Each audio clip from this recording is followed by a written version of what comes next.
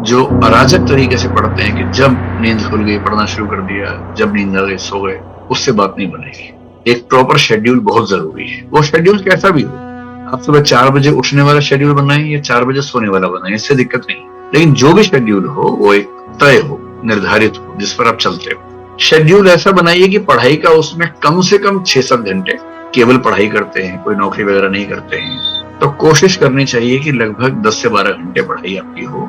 अगर आप 12 घंटे रोज पढ़ते हैं तो भी महीने की एवरेज आपकी 9.5-10 घंटे आएगी, क्योंकि महीने में 3-4-5 दिन ऐसे निकलेंगे जब आप नहीं पढ़ पाएंगे। कभी स्ट्रेस हो गया, कभी परिवार का कोई काम आ गया, कभी अपना कोई काम आ गया, जाना पड़ गया, कहीं कुछ ना कुछ होता ही रहेगा। तो 12 घंटे रोज पढ़ने वाले एवरेज 10 घंटे पढ़ पाते हैं, महीने भर की एवरेज निकालेंगे तो 10 घंटे की पढ़ाई तो एवरेज होनी ही चाहिए यदि आप केवल पढ़ाई कर रहे हैं। अब इस 10 घंटे को डिवाइड कैसे करना है, क्योंकि संकट ये भी तो है ना कि जो आज पढ़ा कल भूल जाएंगे, कल तो याद रहेगा नहीं वो सारा। जो अनावश्यक चीजें हैं उसमें टाइम एकदम वेस्ट नहीं करना है। जैसे अगर आप अखबार पढ़ने में 3 घंटे लगा रहे हैं तो आप टाइम वेस्ट कर रहे हैं। इतना टाइम है नहीं आपके पास कि आप 3 घंटे अखबार पढ़ें, वो भी हिंदी वाले अखबार जिसमें कंटेंट उतना रिच नहीं है कि आपको बहुत फायदा मिलेगा। तो मेरी सलाह ये है कि करंट अफेयर्स के लिए दिन में 1-1.5 घंटा रखिए अखबार सहित। अखबार पढ़ने का शौक है तो पढ़ना चाहिए, लेकिन इस भाव से मत पढ़िए कि इससे IAS बन जाएंगे। उसके बाद दिन में आधा घंटा कम से कम रखिए लिखने का। रोज लिखिए आधा घंटा, कभी कभी केवल स्पीड बढ़ाने के लिए लिखिए, जिसमें कंटेंट की क्वालिटी पे बहुत ध्यान मत दीजिए। कभी कभी कंटेंट की प्रेजेंटेशन कैसे करनी है उस पर आधा घंटा काम कीजिए। कभी कभी टाइम मैनेजमेंट करते हुए एक मुश्किल प्रश्न का उत्तर कैसे लिखना है उसी पर आंसर राइटिंग के फॉर्मेट का अभ्यास कीजिए। आधा घंटा रोज लिखते रहेंगे तो परीक्षा में लिखना बहुत आसान हो जाएगा। और जो लोग परीक्षा से 4 दिन पहले लिखने का अभ्यास करते हैं वो साध नहीं पाते हैं। एक लंबा नियमित अभ्यास होगा लिखने का, तभी बात बनेगी। 2 घंटे हो गए। अब जो आपके पास बचे 7-8 घंटे मान लेते हैं पढ़ने के बचे हैं, उनमें कम से कम 5 घंटे पढ़िए नया, कम से कम 1 से 2 घंटे रिवीजन के रखिए मिनिमम।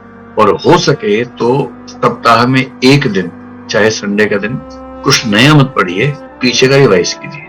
और इसके अलावा हो सके तो महीने के आखिरी 2 दिन, संडे हो या कोई भी दिन हो, उन 2 दिन के लिए कोई नया टारगेट मत रखिए, केवल रिवीजन रखिए।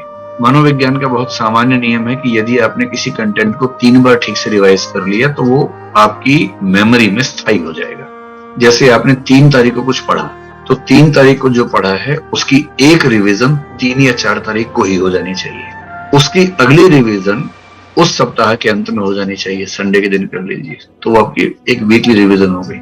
उसकी तीसरी रिवीजन महीने के आखिरी दिन में हो जानी चाहिए। जहां आपने किसी कंटेंट को उस दिन, उस सप्ताह के अंत में और महीने के अंत में 3 बार रिवाइज कर लिया ठीक से, तो फिर वो आपकी स्मृति में लगभग स्थायी हो जाता है। इतना स्थायी है कि एग्जाम से पहले उसको जैसे देखेंगे आपको याद आ जाए, उतना ही चाहिए परीक्षा के। तो टाइम मैनेजमेंट का एक मोटा मोटा खाका मैंने आपको बता दिया।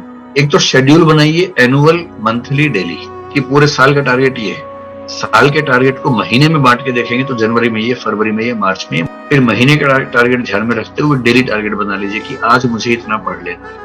मैंने आपसे पहले ही कहा कि शेड्यूल मानवीय बनाइएगा, बहुत मुश्किल मत बनाइए, वरना क्या होगा 2 दिन आप शेड्यूल पे चलेंगे फिर हाफ के बैठ जाएंगे, उसका फायदा नहीं है।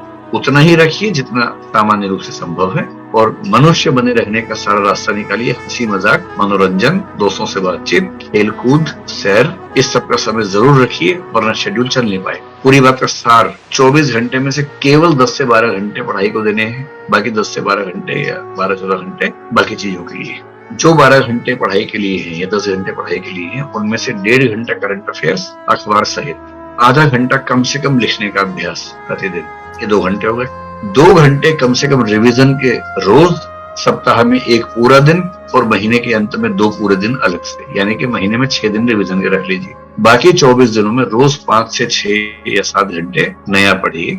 ये शेड्यूल मेरे ख्याल से आपको सबसे ज्यादा हेल्प करेगा। जो 5 से 7 घंटे पढ़ना है वो आप एक चीज भी पढ़ सकते हैं, बांट भी सकते हैं। अगर आपकी नेचर ऐसी है कि अगर मैं संविधान पढ़ रहा हूं तो संविधान ही पढ़ूंगा जब तक खत्म नहीं हो जाएगा, वो भी ठीक। अगर आपकी नेचर ऐसी है कि नहीं 3 घंटे संविधान पढ़ेंगे, 3 घंटे इतिहास पढ़ेंगे, तो वो भी ठीक है। ये डिपेंड करता है कि आपकी नेचर कैसी है। अपनी नेचर के हिसाब से शेड्यूलिंग कीजिए, किसी और की नेचर के हिसाब से शेड्यूल चल नहीं पाएगा आपका।